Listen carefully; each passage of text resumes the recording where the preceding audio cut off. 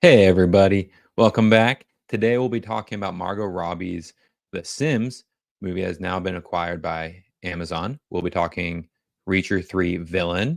We're going to be talking about Vision's return to the silver screen. And we'll also be discussing Lord of the Rings parent company saying, it's okay, it's a 10-year investment. And then we'll end up with some Deadpool and Wolverine news.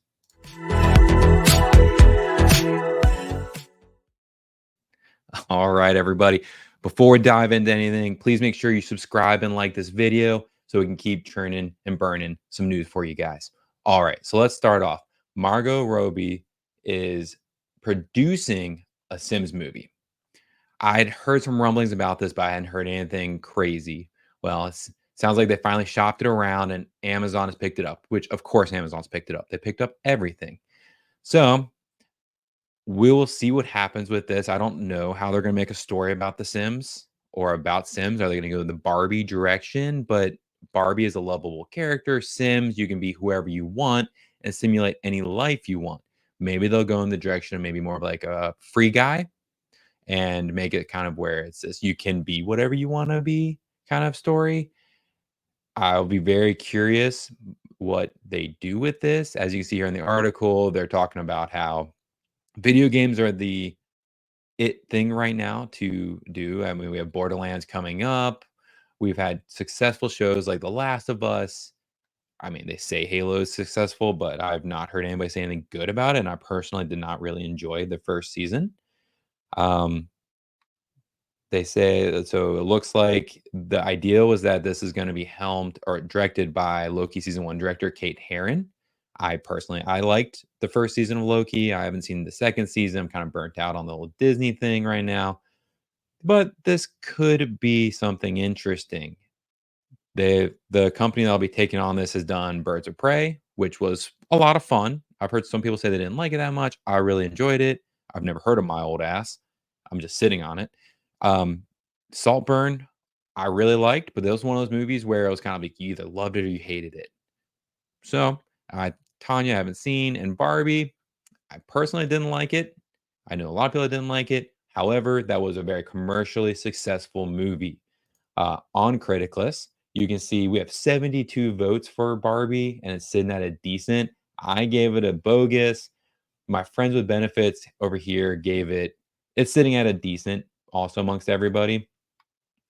And as you can see, we have a wide variety. We got boguses, heinouses, most excellence, a wide variety of opinions here on Criticlist about Barbie. So, if you've seen Barbie, you should go over here and leave your opinion. If you hated it, let us know. If you loved it, let us know. It's very interesting to see how people reacted to Barbie. All right, the next news. Season 3 of Reacher, which huge fan of Reacher. Of the books, of the show, Alan Richardson is the bee's knees. Like, this is fantastic. They have cast a freaking giant for this. Oliver Richters um, has been cast as the villain. This guy, 7 foot tall. So Alan Richardson, I didn't look up how tall he was, but I think he's like 6'7", 6'8". They're getting a guy bigger than him. And we've seen him in some stuff. He hasn't been a major actor. He was in Black Widow briefly as Ursa. So we might see him back then, or we might see him more if they reprise that role. He was in The Kingsman, and he's been in Gangs of London. So he's got a couple episodes, but he's not just 7 feet. He's 7 feet 2 inches of just muscle. This dude is huge.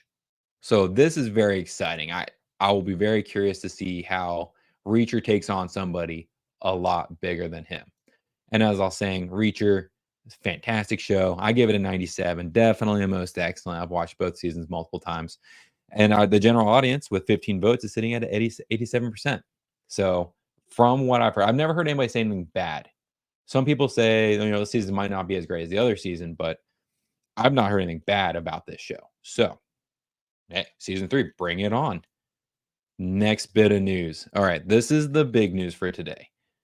They've announced that Paul Bettany will return to the MCU series as Vision. The release date hasn't been announced yet. They're saying maybe sometime in 26. And as we know, Marvel/Disney is slow in their roll.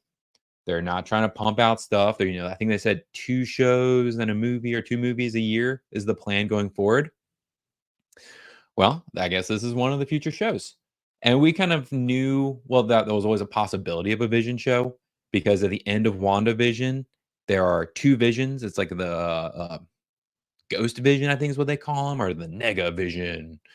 And they haven't said who it's going to be exactly, which one of those, but they could easily do the Nega Vision and have him a blank slate. So they could do almost anything they wanted with him. They don't have to bring in Scarlet Witch. This can be a brand new show, just about anything they want. So this could be cool. I'll be curious to see if in maybe Agatha all along he might pop in.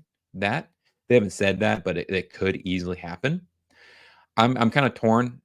Like I said earlier, I'm kind of burnt out on Disney and Marvel. Maybe with the slowing of the roll, this will be all right, and we can come back and get something cool with Vision, and we'll see. I'm not going to hold my breath for something amazing, but I'll keep my fingers crossed because this is a character that they could do a lot with. We didn't get a lot from him from the movies, and even then in WandaVision, yeah, his name is in it, but it's really Wanda's show. So maybe we'll get something. All right. This I found to be wildly interesting. Embracer sees entertainment unit sales drop, but predicts Lord of the Rings IP will be a key driver in the next coming decades. So, this is the IP owner for the Lord of the Rings and the Hobbit series. I'm pretty sure they also own the Ring of Power franchise that Amazon has been producing. Now, that didn't do well. I mean, it's been greenlit for I think 2 more seasons. I think the second season's coming soon. A trailer dropped recently. Uh, I have not heard anybody say anything good about it, especially fans of the Lord of the Rings franchise or the book series. I've not heard anybody come out and go, "Oh, they did something right." I've heard the opposite. I've heard everyone saying, "Oh, no, that was bad." Then on top of that, this company also owns the rights to the video games. And one of the last video games to come out was the one about Gollum. I think it was called The Hunt for Gollum. It didn't do well. That also is considered a flop. You can see here, yeah, they cost about 15 million to make it, I think, and it did not do well. So, what the news we had last week was that they announced they're making a Hunt for Gollum movie. Andy Serkis was coming back for it. I think he was directing it. So I'm guessing that's where they're hoping that'll do well. I think this article says most of their money has been coming in from PC games and tabletop games from the current period of time, and then that makes sense. There's been a lot of tabletop Lord of the Rings games and varying. We played one that was really cool where you didn't you it was like an app that ran the game, so you didn't have to have somebody running the game. It was a very fun like series of games that you could play all the way down to a solo player. So I understand they do have some things going on for them. It's just not in the Rings of Power. And besides the Golem, I'm curious to see what else they're going to do. There are opportunities that they could do, and I would love to hear some of you guys' opinions on that. Do you think they're going to go back? Do you think they'll do prequel series? What are you thinking they're going to do to fix the ship, so to speak? Because I don't know. And as we see, the Rings of Power, there's not a lot of votes on here. I think a lot of people watched part of the season and just stopped watching and kind of forgot it. But as you see here, a lot of heinouses. These are a lot of people that are pissed off about what happened to their favorite franchise. I'm not gonna lie, I didn't finish the season. I episode or 2 left. I was like, this is a CGI bore fest. It's kind of confusing. It jumps all over the place. And I'm a fan of the movies. And I'm a fan of the books, but I was like, okay, well, maybe this is kind of different storytelling. It just misses the mark for me. And so I don't think I even reviewed it. We have one decent. So did you watch the show? Did you love the show? If so, sign up for criticlist.com and leave a review because maybe we're missing something. Maybe the general audience are not the fanatical book nerds like me or the movie nerds or anything like that. I will say to the parent company, if you really, Bracer, if you're listening to this, You want to make things right. Remake the Lord of the Rings movie video games. Bring them to current day graphics, and I will play those so hard. Those were my jam back in the day on my PlayStation 2. So please, for the love of God, do that. Listen to me. You will make so much money. You guys don't even know. But hey, what do I know? I'm just a guy here talking to you about this stuff. All right. Last bit of news. Deadpool and Wolverine, like I promised, has broken pre-sales records for R-rated movies, which is wild. Oh, I don't know what's going on there. All right. So basically, what the article said before I decided to auto scroll into oblivion, the AMC has come out and said the pre-sales are through the roof. I think they've had 800 to 900,000 pre-sale tickets, and it is looking like that is the highest pre-sale sold R-rated movie currently, and that's only after a couple days. That's not given another like a week, and with all their marketing that they're doing, they've been pumping out videos about ticket sales and marketing.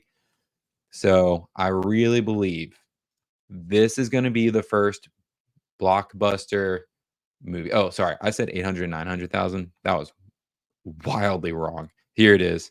200,000 moviegoers have already claimed seats. I know I've got 3 seats reserved already for myself and Blaine and Chris. Now that's after 2 days. So just imagine, I think that weekend is going to be completely booked out. So if you want to see it opening weekend, you probably should go ahead and get your seats. They're estimating that's 8 million to 9 million. And this is only AMC. This isn't Regal and what's the other big one? Cinema something. So I'm guessing this will be a sold out weekend. We're talking pre-COVID, just a good time. And this is a freaking rated R movie, which is what we've all been asking for. I don't think a single person has ever said, "Hey, please give me a PG-13 Deadpool and Wolverine movie." No, we need to show up and show that rated R movies work and that they sell. Because come on, we all want more rated R hero movies. It just is what we want. We want the gore. We want the crude humor and things like that. And there's so many characters that can do right. I mean, look at The Boys. The Boys, I think that's rated R, and that is it's got to be with the gore and the nudity and everything. And people love that show. I love that show. It's so freaking awesome. So, if you want to see Deadpool and Wolverine, like I was saying, opening weekend, you probably should go ahead and get your tickets if you haven't. So, just keep that in mind. And if you go in like 2 weeks to get your tickets and they're sold out, just say, "Hey, Matt told me I should have done this already." All right. So that's it for today's news. And this is it for the week. Tomorrow, we will be dropping our review of Furiosa. We have a guest, is the beautiful Xena Verlac. And we are all very excited. We're seeing it tonight. Also, if you haven't yet, especially since I told you earlier, make sure you subscribe and like for more of our content. Also, if you haven't, go on criticless.com or download the Apple or Google Store. Create a profile, start leaving some reviews. Let us know. We've got a great community. It's a lot of back and forth. It's a lot of people telling their life stories and making movies better. It's really interesting to see how the community can grow when given the opportunity to talk about things that they want to talk about. All right, everybody. I'll see you guys tomorrow on our Furiosa review.